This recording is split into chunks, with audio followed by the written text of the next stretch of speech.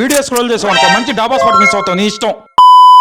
Hi guys, welcome back to my channel foodie Ganga. నేను విష్ణు అశోక్ అన్న చాలా రోజుల తర్వాత డాబాకి అయితే వచ్చాం మావా. వీడియో అయితే సేవ్ చేసుకో, గూటర్ సైడ్ వచ్చినప్పుడు పక్కా యూజ్ అవుద్ది. మా అన్న వేసుకున్న షర్ట్ 150 రూపాయలు అంట, వర్తో కదా కామెంట్ అయితే చేసేయండి. డాబాకి వచ్చేదానికి ఎంత లేట్ అయినా పర్లేదు మా, వచ్చిన తర్వాత మాత్రం పక్కా లోపలికి వెళ్ళిపోవాలి, అది మన పాలసీ. మా విష్ణు గారు పక్క నుంచి అంటా ఉన్నాడు, ఆ మెనూ పేపర్ అంతా చూసినా అవన్నీ నువ్వు తినలేవులేనా, ఫస్ట్ ఆర్డర్ అని. స్పైసీ ఫుడ్ తినేటప్పుడు హెల్తీ ఫుడ్ తినాలి మావా, లేకపోతే ఇబ్బంది అయిపోద్ది. టైగర్ చికెన్, లాలీపాప్, అలాగే ఒక స్పెషల్ చికెన్ ఫ్రైడ్ రైస్, ఈ 3 అయితే మనం అయితే ఆర్డర్ ఇచ్చాం మావా. ఆల్మోస్ట్ ఈ డాబాకి వచ్చినప్పుడల్లా ఏ ఆర్డర్ ఇస్తాం మావా, ఎందుకంటే ఈ ఐటమ్స్ చాలా బాగుంటాయి ఇక్కడ.